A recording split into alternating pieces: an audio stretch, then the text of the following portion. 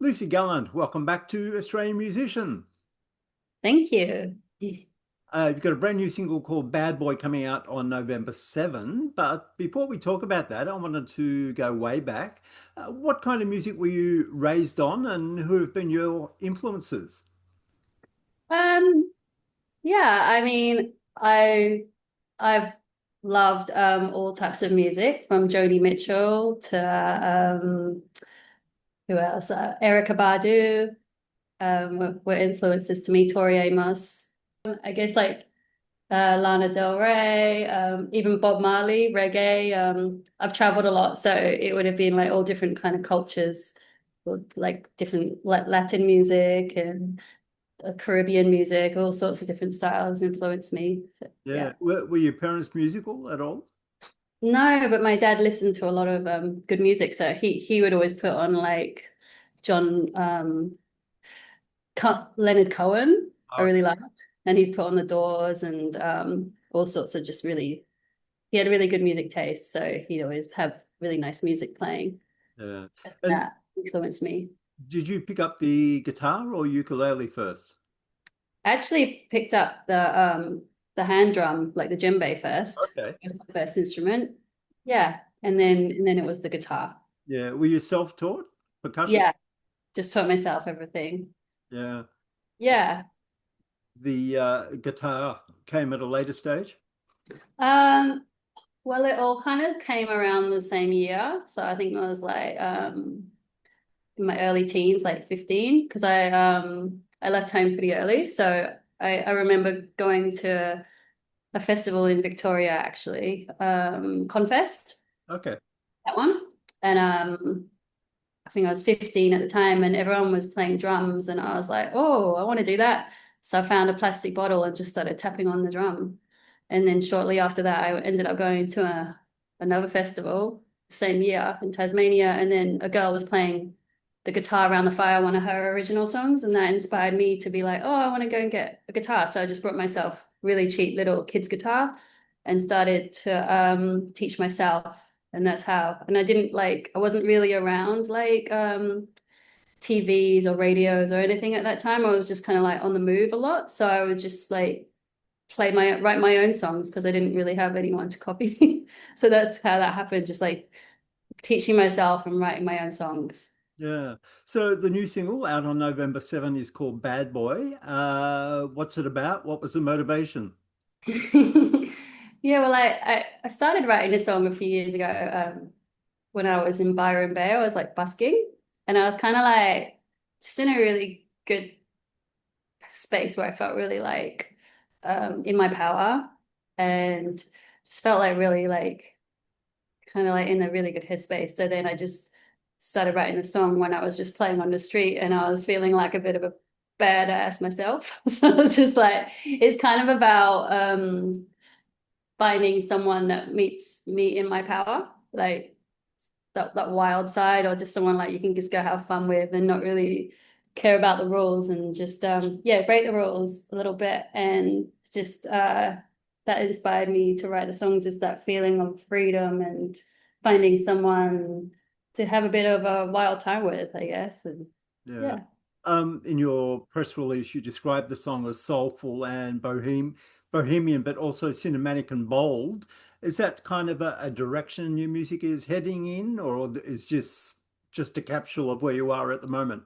Yeah, I really feel like it's heading more that way, like more kind of cinematic. I really love that grand sound of orchestras or violins, or on this one it's got like the slide guitar and it's got a bit of strings and stuff, and I really like that laid back kind of sound as well, where it's I would say it's got a little tiny bit of a trip hop vibe as well, where it's sitting back a little bit. And I want my lyrics to stand out more, like because I feel like it gives the music gives it a space for the lyrics and the voice to kind of step forward rather than having to be like real upbeat and make everyone dance. I think it's more of a heading in the direction of where I want my poetry and my lyrics to stand out more and to show my voice.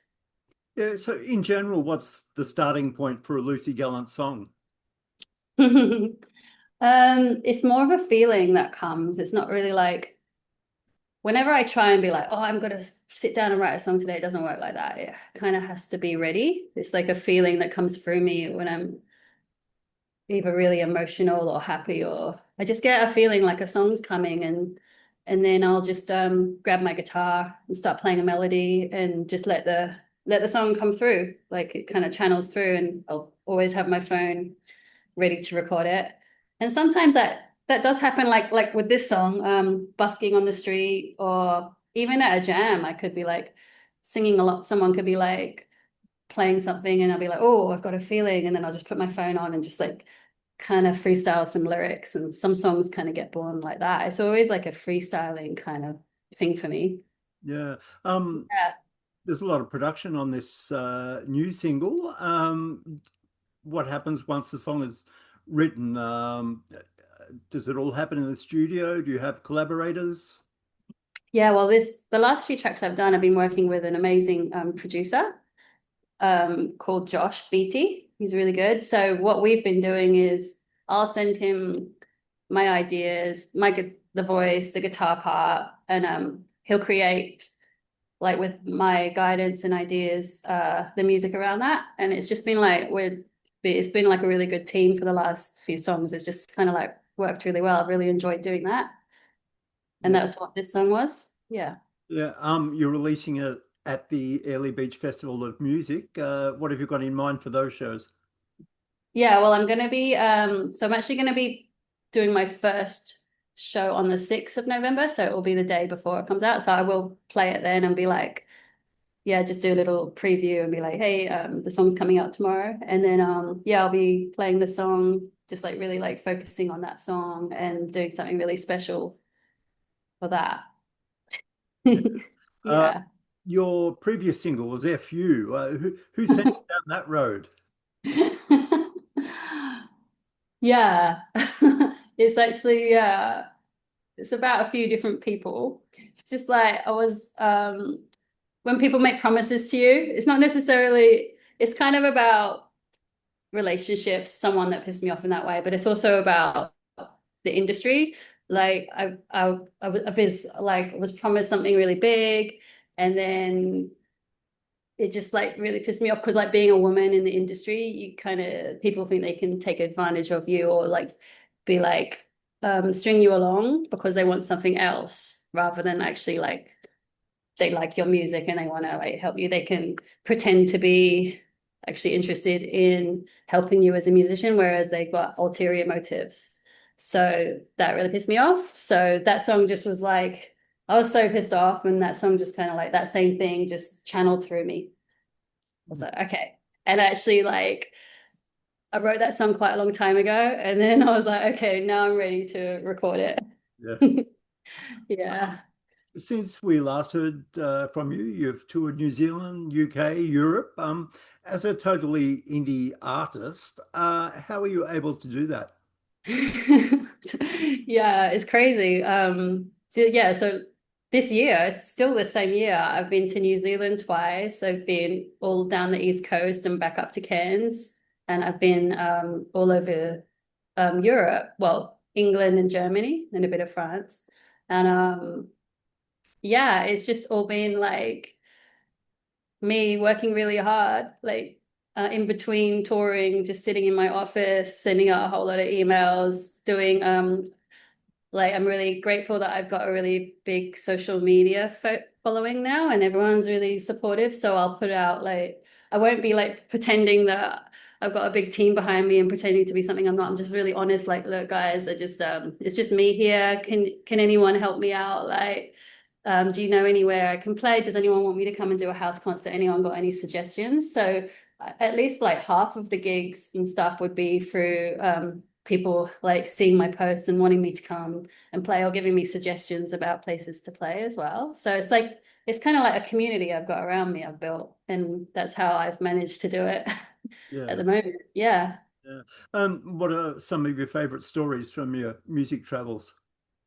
Favorite stories from music travels. There's just been it's been like yeah, I've been doing it a long time, so I've been traveling a lot. I've just I guess I can talk about the last trip to Europe. So I needed a car. I really was like, I need to get around. How am I going to get around? I need to find a cheap car. So it was just like so many angels just come out of the woodwork and help me out, like with everything I needed. So I put a post out on my Facebook and social media and stuff like, does anyone know where I can get a car, can help me? And then like a fan from Facebook picked me up from the airport and drove me 3 hours out of his 6 hours out of his way to go pick up a car I'd found through Marketplace, and then just like drove all the way back home. And then like, so I had the car, and it was just like constant things like people that I would meet at gigs and like offering me places to stay in between gigs. And then the car, the car that I had was really old and it got me around most of the way. And then it actually like died in Germany, but I was luckily only 20 minutes away from where I was going to play. I mean, I'm all by myself, like driving myself around. And then luckily the car didn't die on the highway because that could have been really dangerous. I got off the road and then pulled over and then it died. And so I called the promoter who I'd never met before. He drove all the way out to come and get me. And then he said, don't worry, my friend's a mechanic, you know, we can help you out tomorrow. The car will be fine. And then so I did the gig.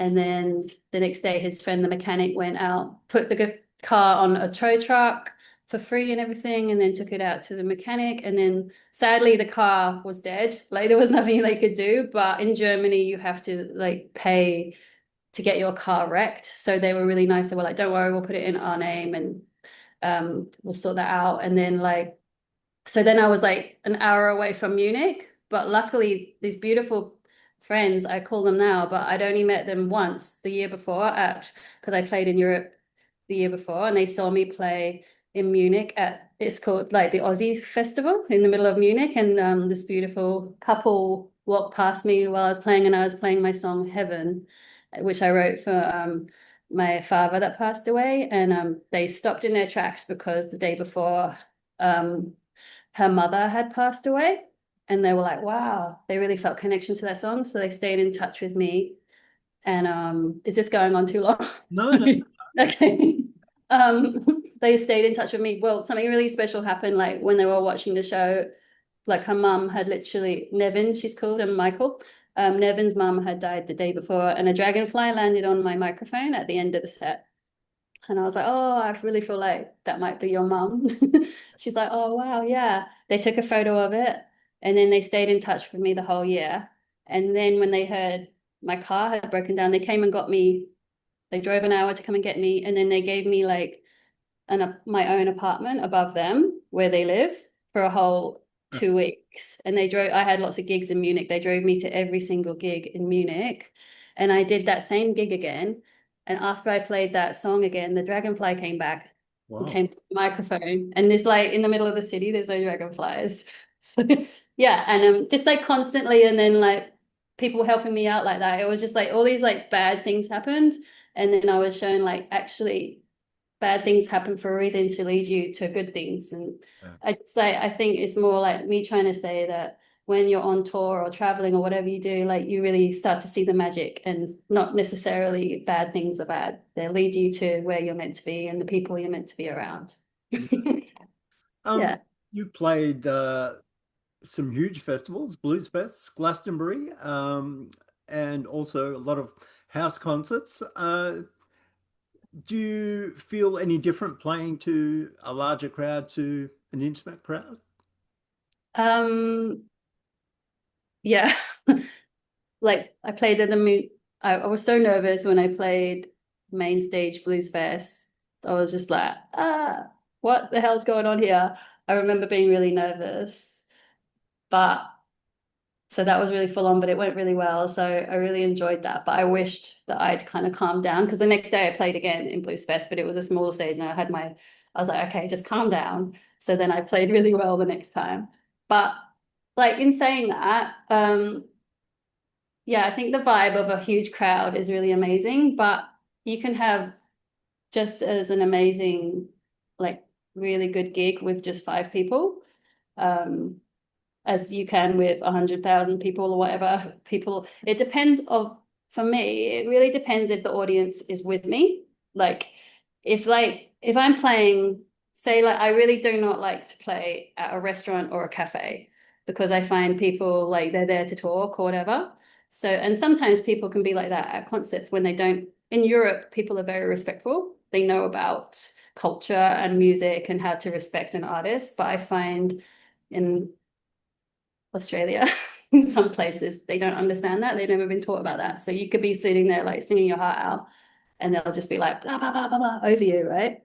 But when you get like 5 people or 10 people talking over you, that can feel really horrible. But if the same 5 people are like really there with you 100%, that can just feel, it's just like got this, I can't explain it. It's like a real magic where you and the audience are like at one, and it can, you feed each other this magical energy, and you can really get together. And that could be like the same with I think with a big crowd, if everyone's not paying attention, that would feel shit. But if everyone's there singing along, so I really think it's, for me, how there with you the audience are. That's the most important thing for me, rather than the size of the crowd.